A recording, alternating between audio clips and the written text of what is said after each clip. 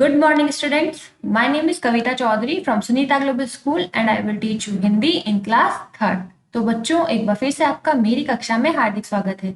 आज की क्लास में हम हिंदी में पाठ 14 छोटा रोबोट हमारा दोस्त इस पाठ के जो प्रश्न उत्तर हैं जो पाठ के पीछे दिए गए हैं उन प्रश्न उत्तर के बारे में चर्चा करेंगे और साथ ही साथ पिछली क्लास में हमने इस पाठ को पढ़ लिया था और मैंने आपको शब्दार्थ भी करने के लिए दिए थे।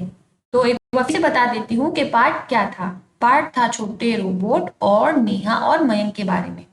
दो बच्चे होते हैं जिनका नाम होता है मयंक और नेहा। वो बगीचे में खेल रहे होते हैं, तभी नेहा की जो नजर है वो दूर पेड़ के नीचे जाती है। तो दोनों क्या करते हैं, मयंक और नेहा वहां पेड़ के नीचे जाकर देखते हैं और उन्हें एक मामूली सा बच्चा दिखता है। एक बच्चा दिखता है पर वो बच्चा मामूली यानी साधारण नहीं होता, वो एक रोबोट होता है।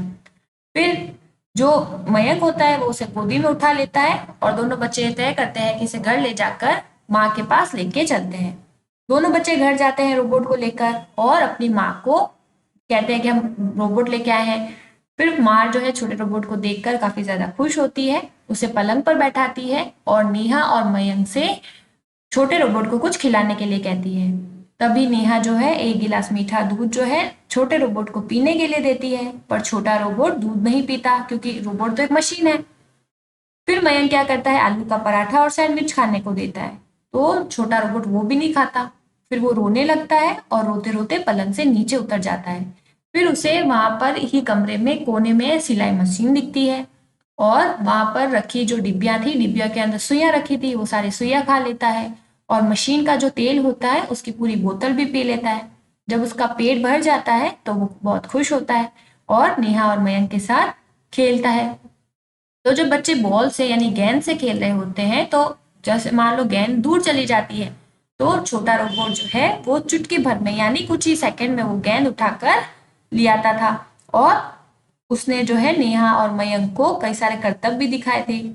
पर जब रात हुई तो क्या किया, नेहा और मयंक ने छोटे रोबोट को अपने पढ़ने के कमरे में जहां पर वो पढ़ाई करते थे वहां पर चटाई बिछाई और वहां पर उसे सुला दिया और एक छोटी सी रजाई भी उसको ओढ़ा दी। आधी रात का जब समय था तब कई रोबोट जो है छोटे रोबोट को ढूंढने के लिए आते हैं। वे उदास होते हैं क्योंकि उनका छोटा रोबोट गुम हो चुका है, इसलिए वो उदास थे, दुखी थे। चारों तरफ देखते हैं पर उन्हें छोटा रोबोट नहीं दिखाई देता।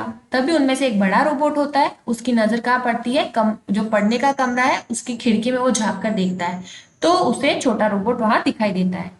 छोटे रोबोट को देखकर वो बहुत खुश होता है पर वो उसे अपने साथ नहीं ले जा सकता क्योंकि कमरे की जो खिड़की है वो बंद है। तो वो क्या करता है, सुबह होने का इंतजार करता है, प्रतीक्षा करता है। और जैसे ही सुबह होती है मयंक और नेहा के साथ छोटा रोबोट बाहर आता है तो बड़ा रोबोट दौड़ करके उसे गले लगा लेता है और अब वो साथ में जा रहे हैं और नेहा और मयंक जो है दोनों ही उन्हें जाते हुए देख रहे थे। तो ये थी कहानी छोटा रोबोट हमारा दोस्त। और साथ ही साथ मैंने आपको इस पाठ के कुछ शब्दार्थ भी करने के लिए दिए थे। कौन कौन से शब्दार्थ थे, जैसे काल्पनिक यानी कल्पना पर आधारित, सिलाई मशीन यानी कपड़े सिलने वाली मशीन, उत्साहित यानी जोश में भरकर और प्रतीक्षा यानी इंतजार। तो ये शब्दार्थ थे जो आपको अपनी हिंदी की कॉपी में पाठ 13 यूलिसिस और पॉलीफेमिस ये पाठ के प्रश्न पूरे प्रश्न करने के बाद आपको पाठ 14 का काम करना था। अब हम बात करते हैं आज के क्लास की। ये तो बात हो गई पिछले क्लास की कि हमने पिछले क्लास में क्या क्या पढ़ा था। आज की क्लास में हम पढ़ेंगे इस पाठ के प्रश्न उत्तर। प्रश्न पाठ को समझे, ये हेडिंग है इसका। प्रश्न एक, सही उत्तर चुनकर राइट लगाओ, यानी जो सही उत्तर है उस पर राइट का निशान लगाना है। का प्रश्न है कि मयंक और नेहा कहाँ खेल रहे थे, आंगन में, कमरे में या फिर बगीचे में। तो हमने पाठ में पढ़ा कि मयंक और नेहा बगीचे में खेल रहे थे। उसके बाद ख प्रश्न, मयंक और नेहा छोटे रोबोट को किसके पास ले गए, दादी, माँ या फिर पिताजी। तो हमने पढ़ा था कि मयंक और नेहा छोटे रोबोट को माँ के पास ले गए थे। ग प्रश्न है, छोटा रोबोट भागते हुए क्या उठा लाता था, गेंद, बल्ला या फिर गुड़िया। तो हमने पढ़ा कि छोटा रोबोट भागते हुए गेंद उठा लाता था चुटकी भर में। तो इनके सही जवाब ये हो गए। अब इन प्रश्नों को कॉपी में किस तरह से करना है वो मैं आपको समझा देती हूँ। तो देखो बच्चों, पिछली क्लास में आपने शब्दार्थ कर लिए थे, 4 ही शब्दार्थ थे, इसलिए हम एक लाइन छोड़कर उसी के नीचे से आज का कक्षा कार्य करेंगे। कक्षा कार्य लिखने के बाद आज की दिनांक लगाना और पाठ को समझे। इसका प्रश्न क, मयंक और नेहा कहाँ खेल रहे थे? आंगन में, कमरे में या फिर बगीचे में? तो इसका सही जवाब है बगीचे में, इसलिए बगीचे के सामने हम राइट का निशान लगाएंगे। क प्रश्न पूरा होने के बाद एक लाइन छोड़कर ख प्रश्न करना है कि मयंक और नेहा छोटे रोबोट को किसके पास ले गए? दादी, माँ या फिर पिताजी? तो हमने पढ़ा कि मयंक और नेहा जो थे वो छोटे रोबोट को माँ के पास लेकर गए थे। उसके बाद एक लाइन छोड़कर ग प्रश्न लिखना कि छोटा रोबोट भागते हुए क्या उठा लाता था? गेंद, बल्ला या फिर गुड़िया? तो इसका सही जवाब है गेंद। तो गेंद के आगे आप राइट का निशान लगा देना।